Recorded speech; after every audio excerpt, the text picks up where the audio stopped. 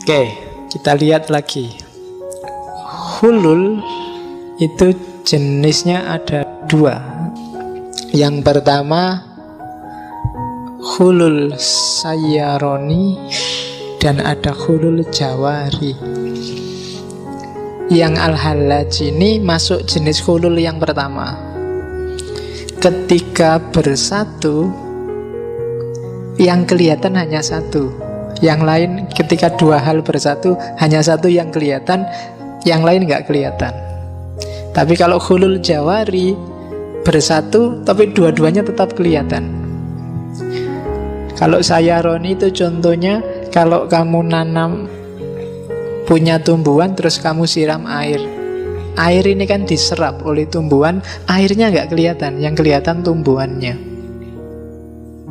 Kebalikannya kalau yang jawari, kayak air yang ditaruh di dalam gelas kayak gini. Ini kan gelasnya kelihatan, airnya juga kelihatan.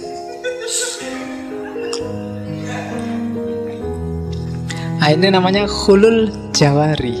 Nah, air yang tak minum tadi kan masuk ke tubuhku, kamu nggak lihat, lihatnya cuma aku. Padahal di sini juga ada tehnya loh, kan gitu.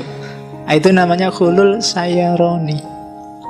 Nah, al-halaj termasuk jenis yang pertama, karena ketika Allah masuk dalam dirimu, Allahnya nggak kelihatan, al-halajnya yang kelihatan. Dan padahal al-halajnya sudah nggak ada, yang ada hanya Allah. Itu makanya terus dia bilang ana al-haq. Nanti kita lihat kenapa ada kalimat ana al-haq. Jadi jenisnya hulul itu ada dua. Jadi persatuan yang melenyapkan dan persatuan yang sama-sama ada. Teori-teori cinta hari ini kebanyakan maunya hulul al-jawari. Jadi gabung sih gabung, tapi ya dua-duanya kelihatan lah.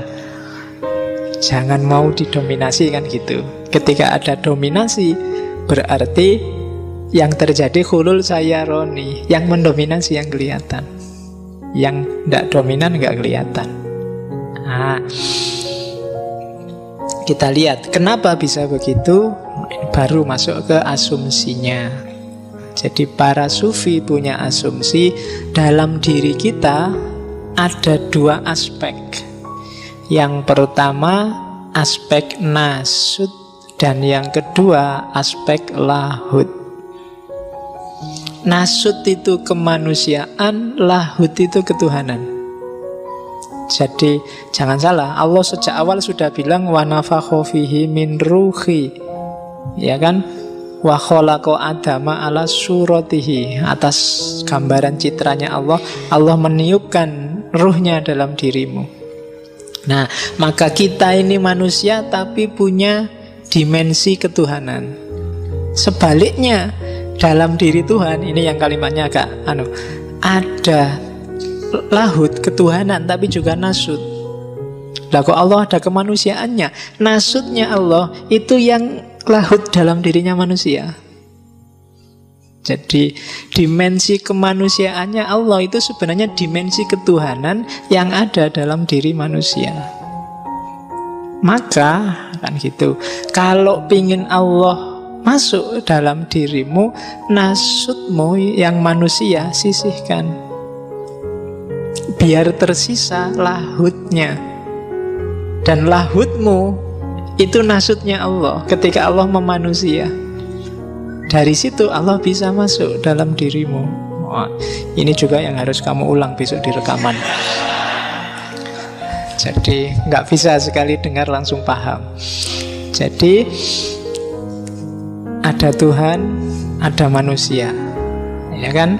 Kalau kamu pingin Tuhan masuk, sisihkan manusianya, karena nggak mungkin Tuhan nyampur. Tuhan bersatu dengan dirimu. Seandainya toh nyampur kayak itihad, yang hilang bukan Allah tapi kamu. Kayak setetes air yang nyampur ke laut, ya nggak usah dicari lagi setetes airnya di mana, yang kelihatan hanya laut. Jadi seandainya itu nyampur. Tapi kalau di lahlat tidak nyampur, tapi siapkan aja kondisimu, sisihkan nasutmu, sehingga Yang tersisa lahud. Kalau lahud ada, maka Allah bisa masuk. Ya kayak lagi-lagi contohnya pacaran, sing gampang memang pacaran. Misalnya kamu naksir cewek apa cowok, terus yang kamu taksir itu bilang, aku ndak suka cowok yang ngerokok. Nah kan, maka demi agar cewek itu bisa masuk dalam hidupmu, syaratnya apa? Buanglah rokokmu. Ya kan, begitu kamu nggak ngerokok, dia bisa masuk. Selama kamu masih ngerokok, ya dia ndak akan masuk dalam hidupmu. Syarat-syaratnya ndak cukup. Allah juga begitu. Allah ndak akan datang dalam hidupmu kalau jiwamu dikuasai nasut. Kalau komputer itu namanya ndak kompatibel. Bikin dirimu kompatibel sama Allah, biar Allah bisa masuk. Kalau programmu program manusia, ya Tuhan nggak bisa masuk. Programmu harus program Tuhan, biar Allah bisa masuk.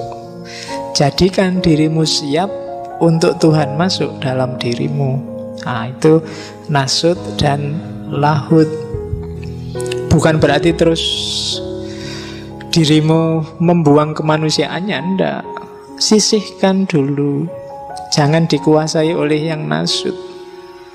Tapi penguasanya harus yang lahud, yang Tuhan. Biarkan kehendakmu adalah kehendaknya Allah, ucapanmu adalah ucapannya Allah, perbuatanmu adalah perbuatannya Allah. Itu berarti dirimu kompatibel sama lahud. Dari situ Allah akan datang padamu. Nah, kalau sudah bisa kayak gini, jadi wali kalian. Ya, wali itu kan semacam itu. Kalau di Al-Quran cirinya wali itu la khaufun alaihim walahum yahzanun. Selama di hatimu masih ada takut, apapun jenis ketakutan itu, takut besok kerja apa, takut besok ujian bisa ngerjain apa enggak, takut kapan ya lulus kuliah ini, takut kok untuk pacar, jangan-jangan nggak laku. Kalau masih banyak ketakutan berarti makommu belum wali. Nah ya, jadi wali itu dia tidak punya takut apa-apa. Itu ciri paling gampang. Kalau masih takut kalah, masih takut partaimu jatuh, masih takut organisasimu kacau, masih banyak, masih tidak. Jadi sudah nggak takut. Orang yang tidak takut apa-apa itu sebenarnya cirinya cuma satu. Orang yang percaya 100% pada Allah. Selama masih ada takut di hatimu, itu sebenarnya kamu masih belum 100% percaya pada Allah. Mbok anggap kamu apa yang merancang hidupmu, kan gitu. Kan harusnya Allah. Sama nanti kalau kamu jadi guru, jadi dosen, jadi pendidik, bahkan jadi orang tua, jangan kecewa, jangan marah kalau anak didikmu atau anak kandungmu ndak manut sama nasihatmu. Kenapa? Tugasmu ya hanya nasehatin. Yang bikin manut dan tidak manut kan Allah. Kalau kamu merasa bisa mengubah manusia, bisa bikin orang manut, itu namanya kamu merasa tinggi, merasa sombong.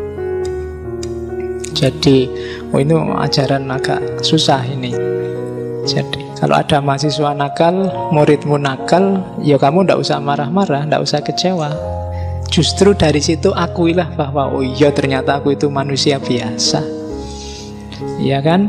Oh ternyata aku itu ya memang bukan Tuhan, yang bisa ngerubah orang kan Tuhan. Tapi kalau kamu marah-marah, kecewa, itu ada nada sombong di situ. Seolah-olah kamu itu bisa ngerubah, kamu itu bisa bikin orang jadi lebih baik. Nggak. Oke. Jadi cirinya itu, kalau kamu ingin jadi wali, bisa ndak semua kekhawatiranmu hilang, imannya jadi 100%, ndak galau oleh apapun. Aliran sesat banyak juga ndak galau, ada banyak orang gegeran ndak galau, ada. Dan kamu yakin dengan skenarionya Allah 100%, itu wali. Dan kalau sudah wali jangan khawatir, Allah yang melindungimu 100%. Ya kan ada hadisnya itu, barang siapa menyakiti wali-waliku, kan itu. Dan seterusnya lah. Oke, yo, yang ini juga kamu inget-inget aja. Syukur-syukur bisa dijalani. Yo roto abot memang. Oke, malam ini kamu inget-inget referensi-referensinya. Sopo ngerti bisa menempuh jalan itu. Oke, terus itu asumsi-asumsinya.